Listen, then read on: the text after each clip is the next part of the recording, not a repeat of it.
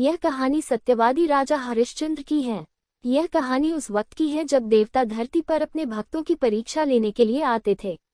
सत्यवादी राजा हरिश्चंद्र स्वयं बिक गए, बेटा मरा हुआ पड़ा था और पत्नी की गला काटने की नौबत आने पर भी अपने धर्म को नहीं छोड़ा। इतनी विषम परिस्थितियों में भी राजा हरिश्चंद्र ने अपने धर्म की पालना की। राजा हरिश्चंद्र की कहानी अत्यंत करुणा से भरी हुई है।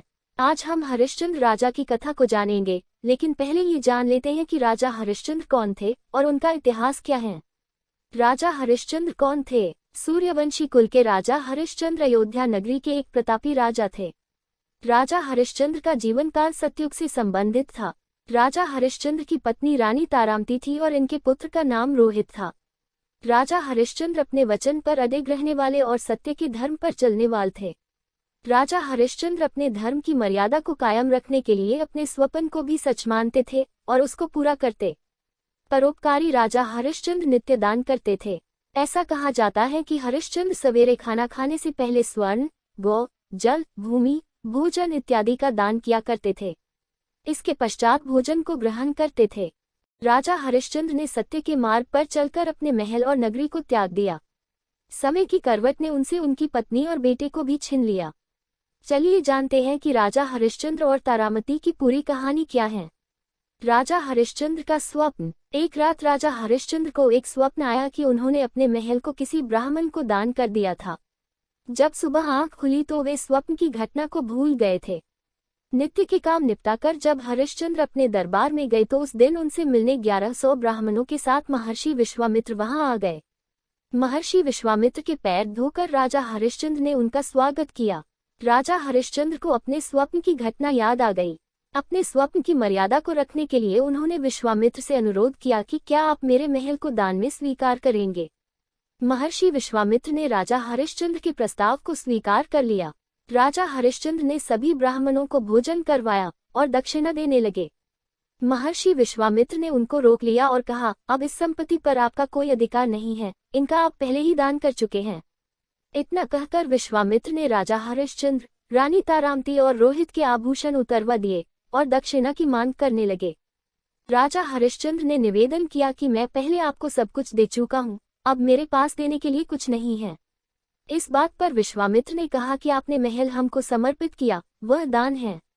हमने आपके यहाँ भोजन किया, उसकी दक्षिणा अलग से चाहिए। हम यहाँ पर 1100 ब्राह्मण हैं, कम से कम एक स्वर्ण मुद्राएं तो दक्षिणा में देनी चाहिए, अन्यथा तुम पाप के भागीदारी बनोगे। राजा हरिश्चंद्र संकट में पड़ गए और उन्होंने इसके लिए 1 महीने का समय मांगा। फिर तीनों वहां से निकल गए। विश्वामित्र ने उन तीनों को अपनी नगरी से बाहर जाने को कहा। वे वहां अयोध्या नगरी में रहकर काम नहीं कर सकते थे। राजा हरिश्चंद्र का पूरा परिवार बिक गया। विश्वामित्र द्वारा नगरी से बाहर भेज दिए जाने पर हरिश्चंद्र अपने परिवार के साथ शिव नगरी काशी पहुंच गए। काशी में पहुंचकर हरिश्चंद्र ने काम ढूंढने की कोशिश की, लेकिन उनको कोई काम नहीं मिला। विश्वामित्र का ऋण चुकाने का आखिरी दिन था और राजा हरिश्चंद्र गंगा घाट पर बैठे थे।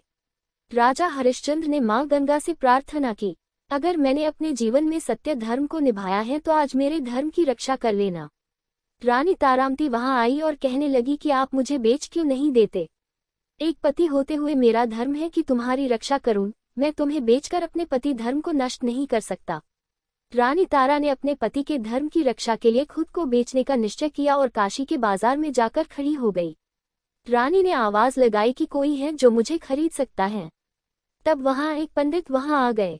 पंडित ने कहा कि उसकी पत्नी बीमार रहती है, मेरी पूजा की तैयारी और मेरी पत्नी की सेवा कर सकती हो तो मैं तुम्हें खरीद सकता हूँ। रानी तारामती ने हाँ भर दी और अपनी कीमत मांगी। पंडित ने 500 मुद्राएं देने को कहा। रानी ने उन 500 स्वर्ण मुद्राओं को लिया और राजा हरिश्चंद्र के चरणों में समर्पित कर दी। रानी तारामती ने कहा कि उसने अपने पत्नी धर्म को पूरा किया है, कोई गलती हुई हो तो उसको क्षमा कर दे। अब वह दासी बन गई है, इसलिए वह उनसे दूर जा रही है। इतने में वह पंडित तारामती को दर्दनाक स्थिति से बालों को पकड़कर घसीटता हुआ लेकर गया। हरिश्चंद्र ने अपनी आंखों को बंद कर लिया। वह रानी जिसके पास सैकड़ों दासियां रहती थी, जिसके लिए फूल उठाना भी भारी था, आज वह किसी और के घर चूल्हा फूकेंगी, कुएं से पानी भरेगी और दास बनकर किसी की सेवा करेगी। रोहित ने अपनी मां को दूर जाता देख वह उससे जाकर लिपट गया। पंडित ने उसको दूर जाने को कहा। तब राजा हरिश्चंद्र ने कहा कि एक बच्चे को उसकी माँ से दूर मत कीजिए, आप इसको भी अपने साथ ले जाइए। पंडित में तारामती अभागन पर दया खाकर 100 स्वर्ण मुद्राएं में उसको भी खरीद लिया। ऋषि विश्वामित्र के वचन के अनुसार अभी 500 स्वर्ण मुद्राएं कम पड़ रही थी। राजा हरिश्चंद्र ने खुद को बेचने का निश्चय किया। काशी के बाजार में हरिश्चंद्र ने खुद की बोली लगाई। वहां आता हुआ एक चंडाल ने 500 स्वर्ण मुद्राओं में हरिश्चंद्र को भी खरीद लिया। 1100 स्वर्ण मुद्राएं पूरी होने पर विश्वामित्र के ऋण से उऋण होकर हरिश्चंद्र शमशान घाट पहुंच गए। वहां हरिश्चंद्र ने लोगों को रोते हुए, चीखते हुए देखा। मुर्दे जल रहे थे। अब से हरिश्चंद्र को यहीं पर शमशान का पहरा देना था। वहां पर अंतिम क्रिया के लिए आने वाले लोगों से कर वसूलना और कफन के कपड़े को हटाना हरिश्चंद्र का काम था। मुर्दे के साथ आने वाले चावल और पिंडदान में आने वाले पिंड को खाकर हरिश्चंद्र को पेट भरना पड़ता था। शमशान में सोना और वहीं पर रहना पड़ता था। इतनी विपदाओं के बाद भी राजा हरिश्चंद्र ने अपने धर्म को नहीं छोड़ा और पूरी निष्ठा से अपने धर्म को निभाने में लगे रहे। राजा हरिश्चंद्र के बेटे की मृत्यु। एक दिन पंडित जी ने रोहित को पुष्प लाने के लिए बगीचे में भेजा। वहां रोहित को काला नाग डस लेता है और रोहित वहीं गिर जाते हैं। रोहित को जहर चढ़ने लगता है। रोहित को लगा कि वह अब नहीं बचेंगे, तो जोर से चिल्लाकर कहा कि कोई है, मेरी माँ को कहना कि रोहित को सांप डस गया है। किसी ने रानी तारा को सूचना दी कि उसके पुत्र को सांप ने डस लिया है। रानी ने सारे काम को छोड़कर वहां से निकलने की कोशिश की, लेकिन पंडित जी रानी को रोक लिया और सारे काम को निपटाने को कहा। रानी तारा का दुर्भाग्य देखिए, बेटा मरा हुआ पड़ा है और वह उसके पास भी नहीं जा सकती। जब पंडित जी सो गए, तब रानी दौड़कर बगीचे की तरफ गई। रानी ने रोहित को देखकर रोने की कोशिश की, लेकिन गांव वालों के डर से वह खुलकर रो भी नहीं सकी। अपने बेटे के अंतिम संस्कार के लिए वहां कोई रोने वाला भी नहीं था। रानी तारा ने अपने साड़ी के पल्लू को फाड़ा और रोहित के शव को ढका। रानी ने रोहित को गोद में उठाया और वहां से श्मशान की तरफ निकल गई। शमशान में प्रवेश करते ही रानी तारा फुट फुट कर रोने लगी। रानी की आवाज को सुनकर हरिश्चंद्र की नींद खुल गई और उठकर बोले, कौन है? राजा हरिश्चंद्र के सर पर काला कपड़ा और हाथ में एक लकड़ी थी। शमशान की चिताओं की आग से हरिश्चंद्र बिल्कुल काले और भद्र हो गए थे। रानी ने उनको नहीं पहचाना और कहा, मैं रानी तारा हूँ और यह मेरा बेटा जिसको सांप ने डस लिया है, यहाँ अंतिम संस्कार के लिए आई हूँ। राजा हरिश्चंद्र ने जैसे ही ये नाम सुना, उनको कुछ कुछ याद आने लगा। क्या तुम उसी दुर्भाग्यशाली हरिश्चंद्र की पत्नी हो जो अपने पति और पिता होने के धर्म को नहीं निभा सका? रानी ने हरिश्चंद्र की तरफ देखा तो वह अपने दैक पीड़ा को भूलकर उनके चरणों में गिर पड़ी और रोने लगी। राजा हरिश्चंद्र और रानी तारा दोनों रोने लगे। रानी ने होश संभाला और कहा, स्वामी, हमारे पुत्र का अंतिम संस्कार करना है। राजा हरिश्चंद्र उठकर खड़े हुए और बोले, यहाँ अंतिम संस्कार करने के लिए तुम्हें पहले कर देना पड़ेगा। रानी ने कहा, मेरे पास देने के लिए कुछ भी नहीं है। राजा हरिश्चंद्र ने रानी को कहा दिया कि बिना कर के वह यहाँ अंतिम संस्कार नहीं कर सकती, वह चाहे तो इसको गंगा में डाल सकती है। रानी ने अपनी साड़ी के पल्ले को फाड़कर हरिश्चंद्र को सौंपते हुए बोली, इसके अलावा मेरे पास देने के लिए कुछ भी नहीं है। रानी का पीछा करते हुए गांव वाले लोग वहां आ पहुंचे थे। लोगों ने रानी तारा पर इल्जाम लगाया कि वह गांव से चोरी करके यहाँ आई है। चंडाल ने हरिश्चंद्र को तलवार थमाते हुए बोला कि इसकी गर्दन काट दो। तलवार को हाथ में लेकर राजा के हाथ रुक गए थे। रानी तारा ने कहा कि आप अपने हाथ रोकिए मत, ये आपके मालिक का आदेश है। पत्नी अगर चली गई तो वापस आ सकती है, बेटा भी आ सकता है, लेकिन अगर एक बार धर्म नष्ट हो गया तो वापस लौटकर नहीं आ सकता। इसलिए आप अपने हाथ रोकिए मत और मेरी गर्दन काटिए।